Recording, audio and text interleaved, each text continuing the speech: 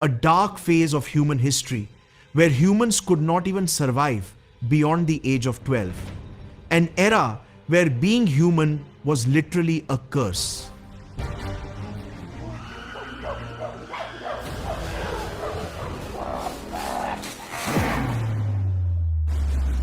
Imagine, on a heavy morning you wake up from a cranky sleep. Now your whole day has only one task: to stay alive.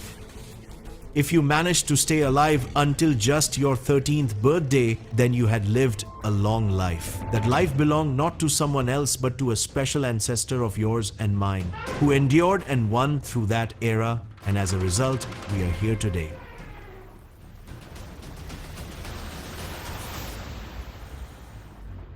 November 4th, 1960, Tanzania. A 20-year-old boy, while digging, feels something big.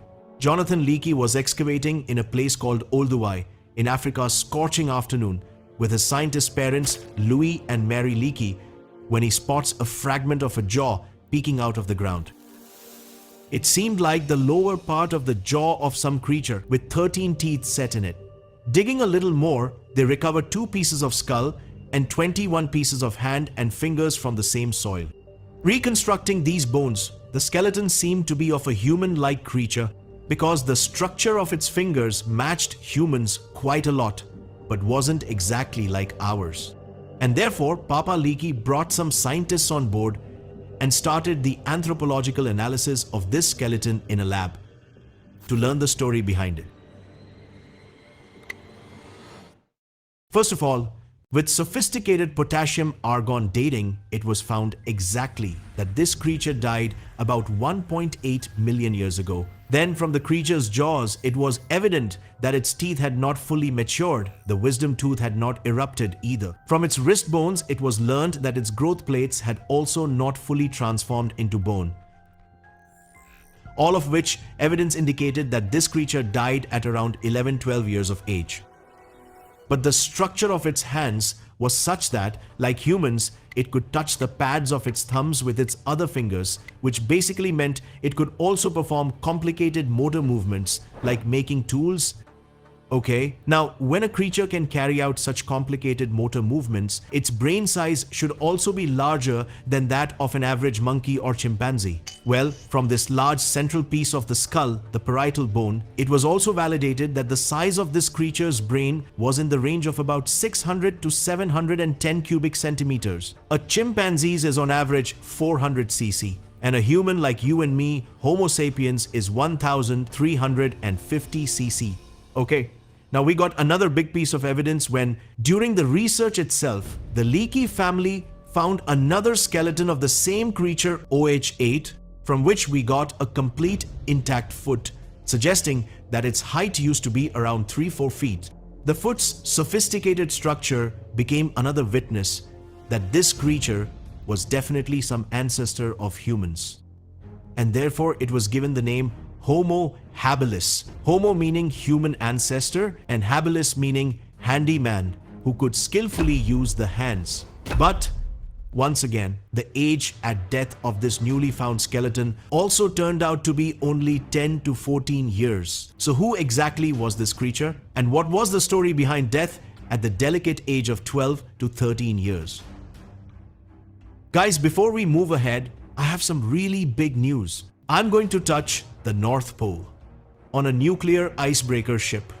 Extremely few people in history have ever managed to reach the North Pole. And if you also want to experience my journey firsthand, then I'm uploading daily stories on Instagram, and it's not just about touching the North Pole. I even plan to dive into those freezing, icy waters. So let's see how it goes. I'm extremely excited for this unique adventure. So hurry up and follow me on Instagram and stay connected for my biggest adventure so far, the North Pole. I'll do my best to make you feel like you're right there with me. And along the way, we'll also learn a lot of new things together. So follow at Gaurav Z Thakur on Instagram. Now, let's get back to our main topic. A being who could make tools, how could he die at such a young age? Well, the truth started to feel even more bizarre than the story when, over the next few years, many more remains of the same creature began to be discovered in different places. And by the early 2000s, we had collected 26 plus skeletal remains of this same Homo habilis. Now it was time to bring all these skeletons together and study them, which might reveal some new secrets about this creature. Paleoanthropologist Laura Monica Martinez was eagerly waiting for exactly this moment. She had devoted a lifetime of effort to acquiring some special kinds of skills and knowledge. Physical anthropology meaning gaining a deep understanding of the body structures of humans and our ape ancestors. Dental microsphere analysis from only the teeth of a dead creature, figuring out its diet, its environment, and its age. And taphonomy, meaning how to extract necessary information from a millions of years old dead body. Basically a post-mortem of an ancient creature. In short, she had the skill to recover all the data from remains millions of years old, like from a broken hard drive, to complete the unheard, unfinished story from a broken cassette.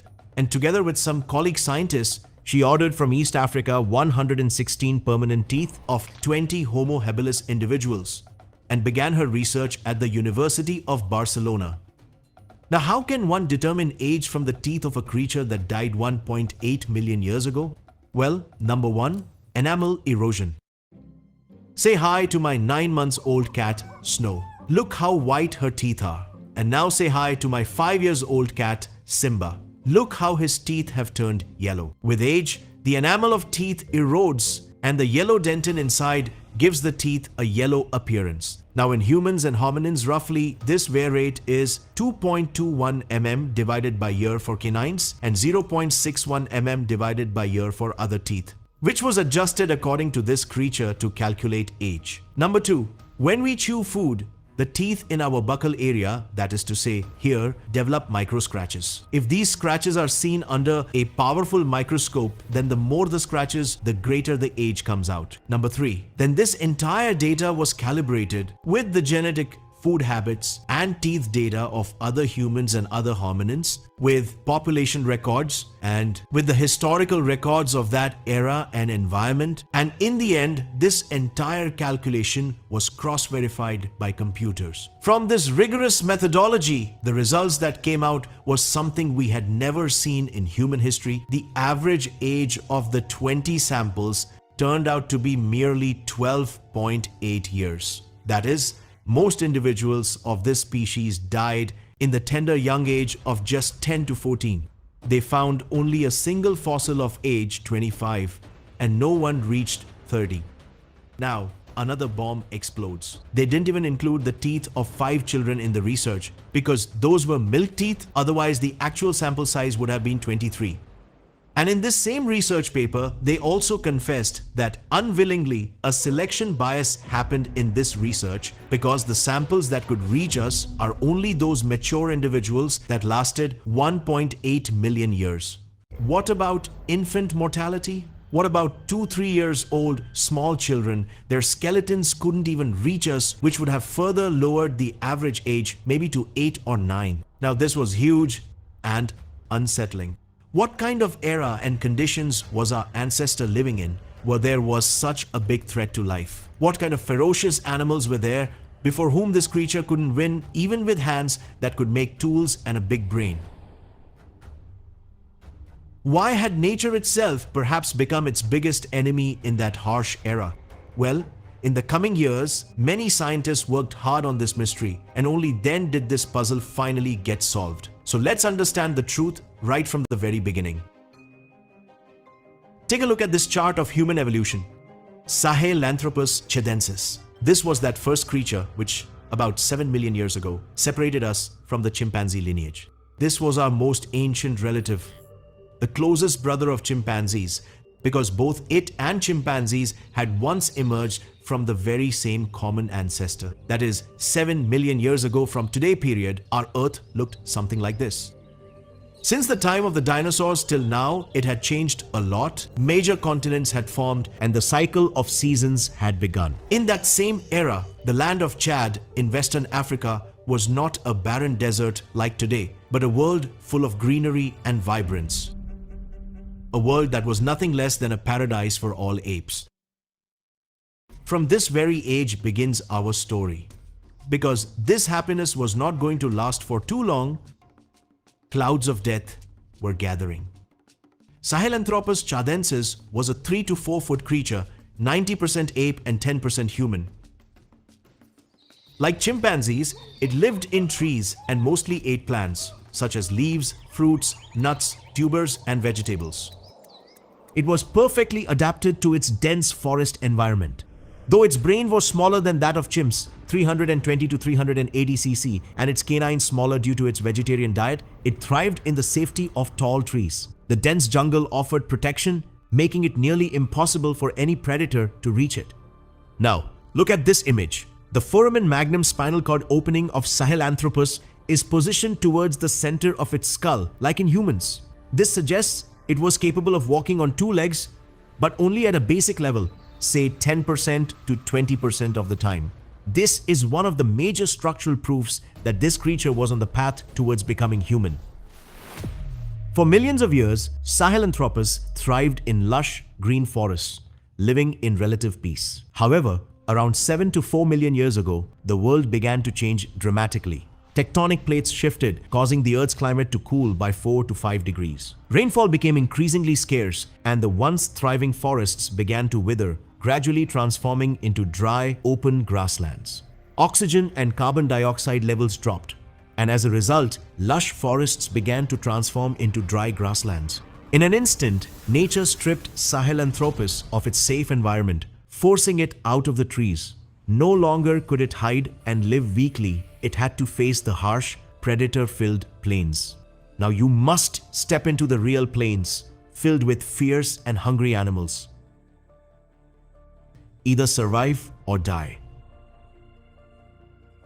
Guys, when I was a kid, watching Discovery or Nat Geo, there was one thing I found really hard to digest. How could a powerful animal, like a lion, kill another animal so mercilessly? As I grew older, I started to realize this is nature, and it's a fact. It's not about right or wrong, it's just island, and this fact had already played out for our ancestors. Now, as they faced a terrifying change, entire species were about to be wiped out. Here's an important life lesson.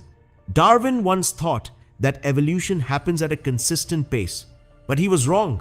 The punctuated equilibrium theory showed that evolution doesn't follow a steady pattern. It happens in bursts triggered by major environmental changes. This principle has taught me a lot in my own life. I've learned to identify change, take it seriously, and act on it. It's one of the reasons why, while the average life of a YouTuber is around 4 to 5 years, we've been here for over 8 years, still enjoying every part of the journey. The internet's changes created a new world order. COVID brought about massive shifts, and now AI is changing everything again. As you move forward, you'll see why these changes need to be taken seriously. I want you to develop a scientific perspective on life, one that understands these principles of nature because they never fail.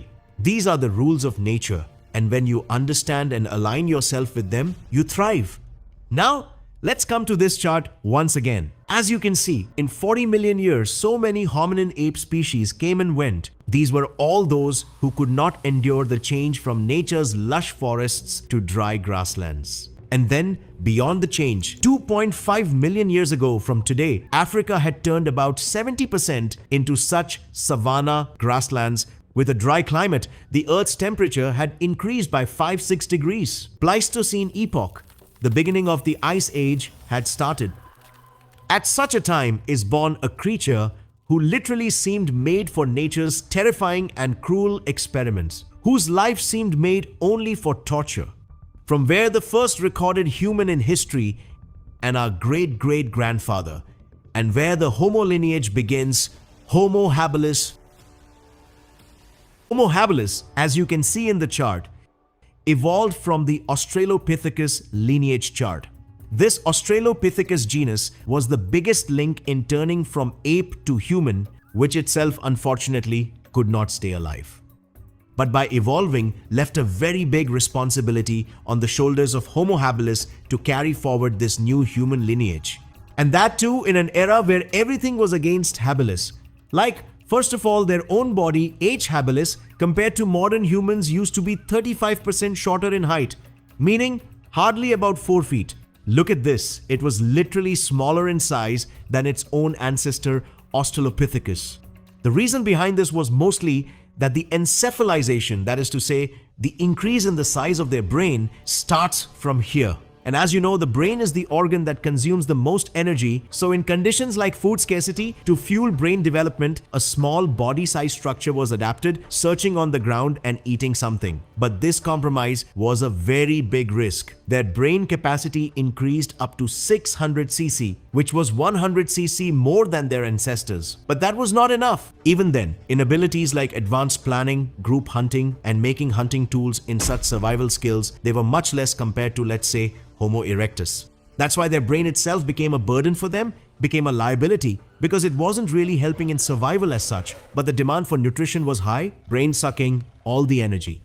So short height, weak body, low intelligence, and no weapons like sharp claws and canines, and their home, a 70% open arid land where any predator could easily spot them from far away.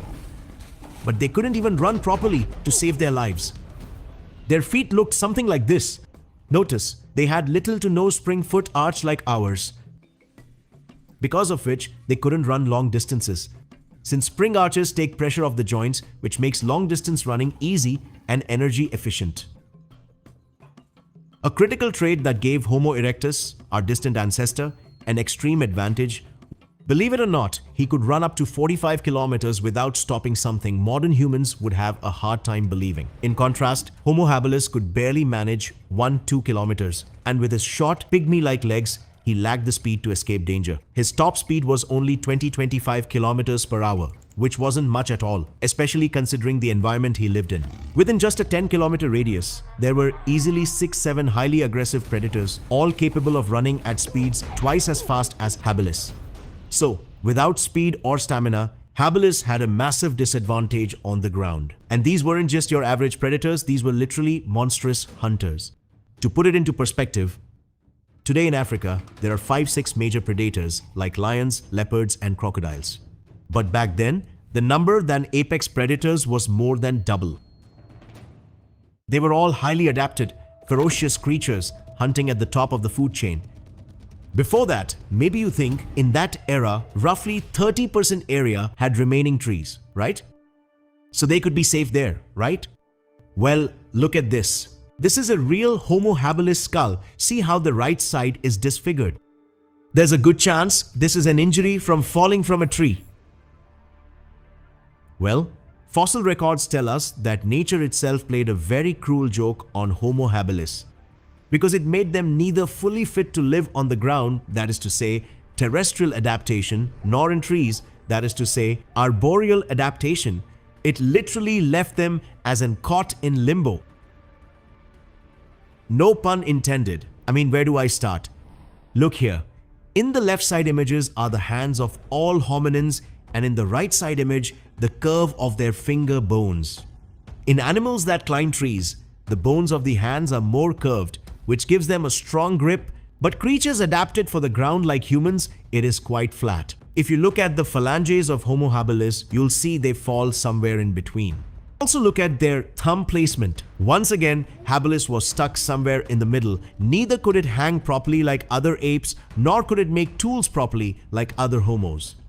Plus, if you look at the shoulder blades of tree-dwelling monkeys, they are angled upwards, which gives them an advantage in climbing, hanging, and swinging, and our shoulder blades are towards the side, because of which our arms naturally hang downwards, which gives us an advantage in running.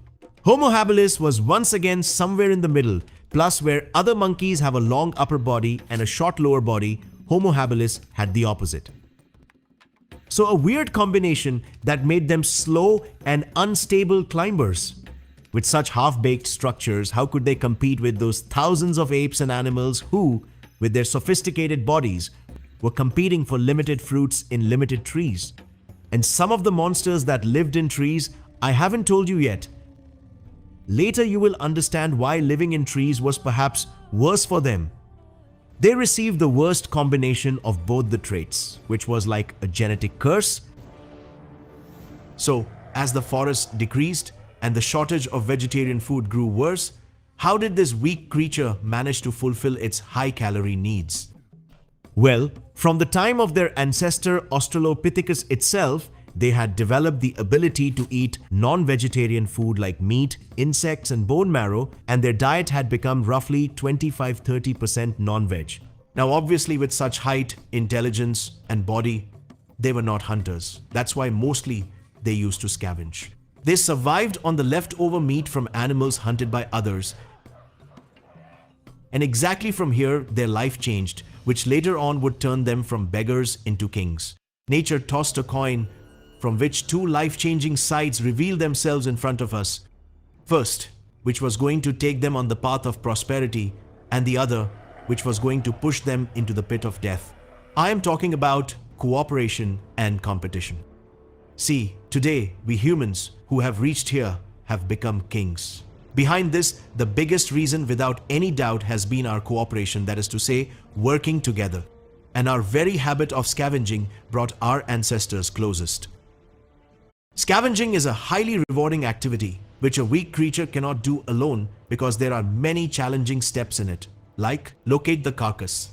Number 2, distract other predators. Number 3, steal the carcass right under their eyes. Number 4, quickly grab your share and leave safely in one piece. This work was not of a single person, but of small coordinated groups. More eyes, more hands, more protection, and fast action. For this very reason, scientists believe that basic communication methods like primitive sounds, sign language, and gestures also developed quite a lot in this era because from the endocranial casts of their skull fossils, it was found that this particular part of their brain, Broca's area, which is responsible for speech and communication, was already fairly developed. So the compulsion of scavenging gave the boon of cooperation, but along with it, we also inherited the curse of competition, a very big curse. Because do you know with whom we had to compete for this new food? With monsters like these giant hyenas. Look at their size compared to an average human. Today's hyenas look like pet dogs in front of them. They were not just scavengers, but also cunning hunters who in packs would slowly track their prey, surround it, tire it out, and then kill it. Their jaws were so strong they could crush even the massive bones of mammoths, and rhinos were like wafers for them. Now look at this creature, 1.5 times bigger than a leopard, a specialized primate killer, the saber-toothed cat, Dinofelis. Homo habilis, like other primates, used to be its favorite food, but its long, sharp teeth were not designed to grab the throat and puncture the carotid artery. Rather, they were made to directly shatter the skull. Look at this. This is a part of the skull of our own cousin, Paranthropus. Those 2 sharp punctures you see in it, they belong to this very creature which would crack open the skull and directly puncture the brain. And the scariest thing, it could even climb trees and launch a sudden surprise attack. Now, even if you somehow saved your head from this, another nightmare awaited Megantereon whitey. With its dagger-like teeth, 4 to 5 inches long, it would stab directly into your neck. Megantereon whiteye, an animal that looked like a mix between a jaguar and a saber-toothed tiger. Extremely powerful, heavily muscular, and once again, 1.5 times bigger than a leopard. This beast regularly kept primates on its menu.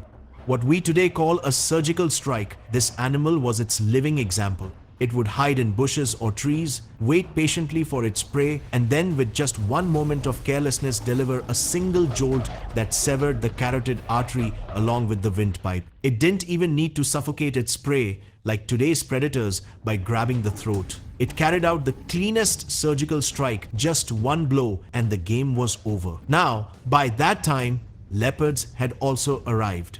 And these were not only bigger than today's leopards, but just think how safe.